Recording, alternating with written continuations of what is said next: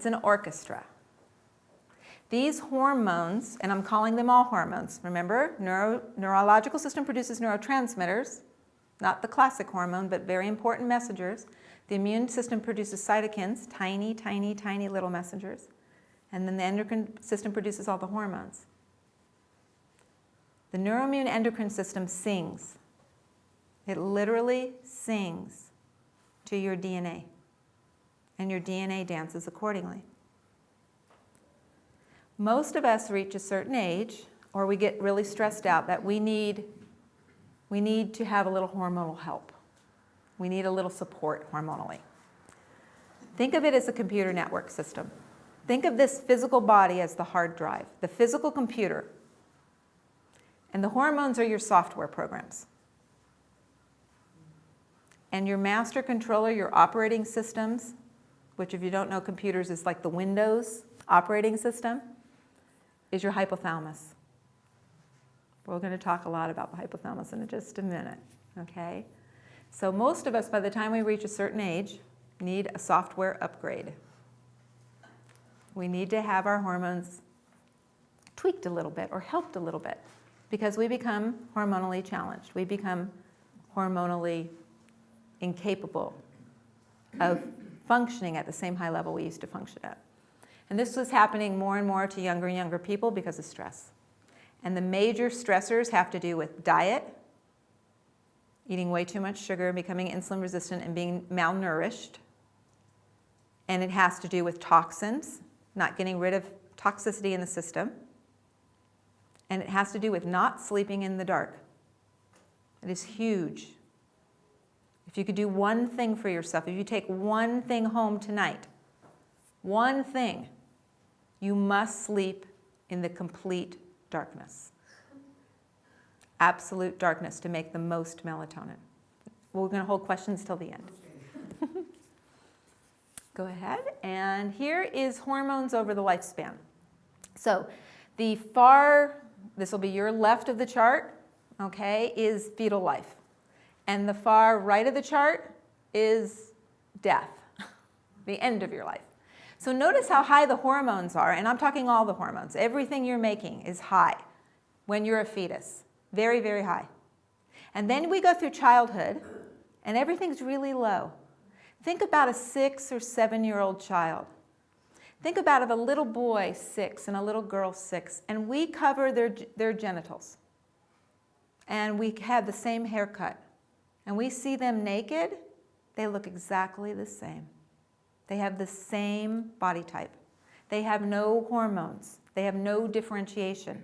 They're just little perfect little vessels of whatever's going to come. And it's coming. It's called puberty. Hormones are all over the place. The first thing to kick in is your adrenal glands. And they start producing DHEA. And that gives you your body odor. And hair in funny places. DHEA. That's the first thing to kick in. Second are your gonads, your testicles or your ovaries.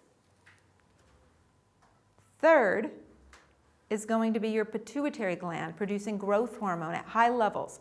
So think about it. When a young woman starts her menstrual cycles, she has about 18 months from the time she starts her first period till when she peaks in her growth. So the earlier she starts her periods, and the smaller she is when she starts them, the smaller she will be at peak growth. The later she starts her periods, the taller she is when she starts them, the taller she will be. Because you have about 18-month window of growing after that first period called the menarche. Same with young men. They just don't have any blood to show for it.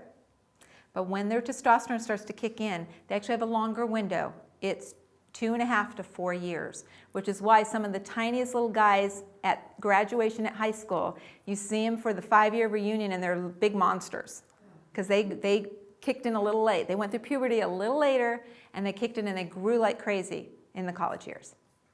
The last thing to turn on to get into the adult levels per se is the thyroid.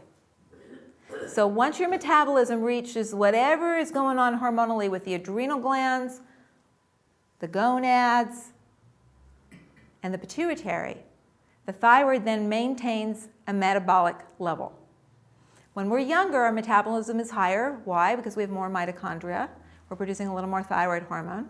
But it eventually levels out to what we call the young adult level. And that's that little peak at the top there, where it just sort of levels. But notice it's not flat, it's falling, gradually falling.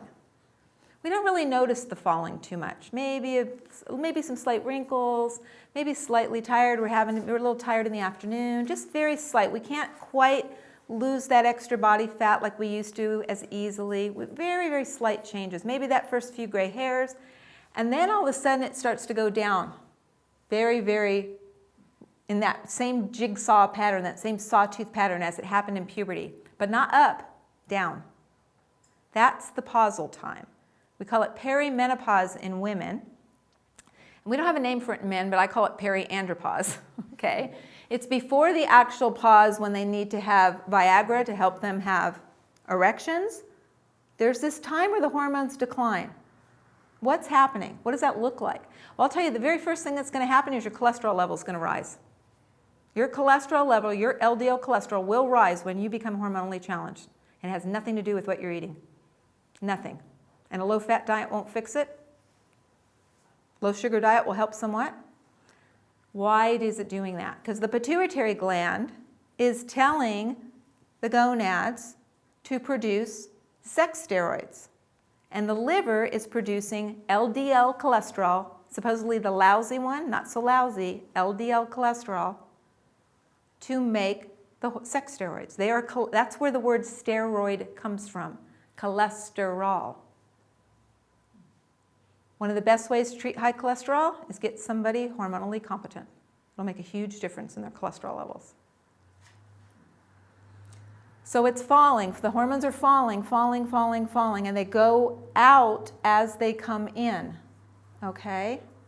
They go out as they came in. The first thing that happens in the peripausal period, I'm just putting us all together, the andros and the menos, okay? Putting us all together, is that we actually produce less stress hormone. We don't handle stress very well. Not as well as we used to. We can't multitask as easily, and stressors affect us. Physical stressors and emotional stressors really affect us.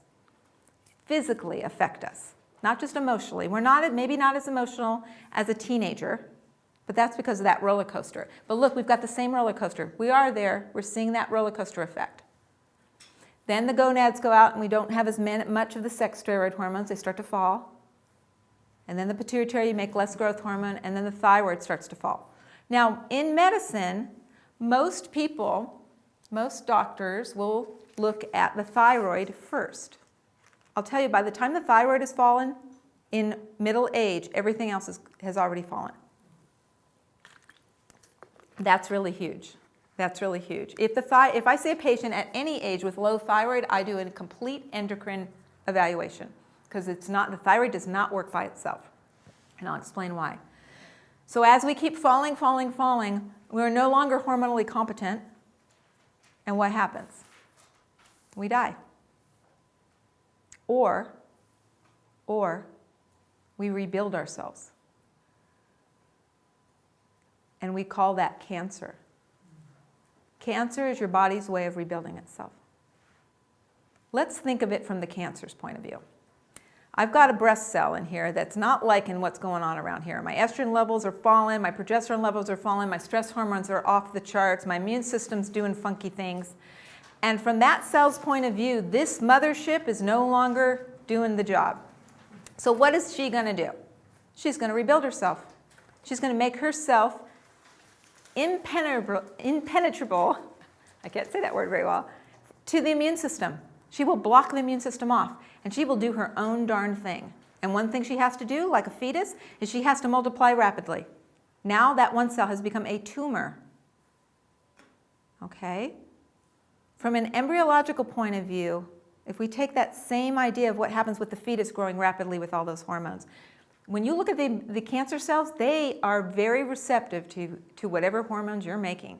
More receptive than the rest of your body is. Is it the hormones that are causing the cancer? No. No.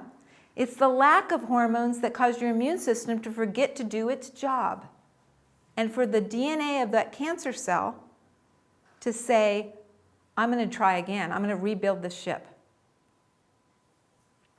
One of the big pieces I work with cancer is looking at this as really more like a self-rejection. So the sort of the symbology, the spiritual aspect of cancer is how can we like bring everything back into the whole. We have a tendency to fight cancer. It's our own bodies. It's our very own bodies just trying to fix what it sees at a biological level as abnormal. Let's think of it from another point of view. I am a cell. I am a cell within the organism of the whole. One cell. I'm only one cell. Okay? We're all cells of the same organism.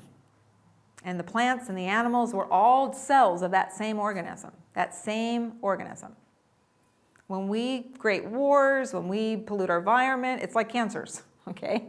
Because we're all connected. It's the same inside the body. Exactly the same inside the body. And sometimes when you look at from the point of the view of whatever that country is, they're just doing what they can to try to protect themselves from another country. Think of that country as maybe a white blood cell that's gotten a little goofy. Do you see? This is just an internal country, internal earth.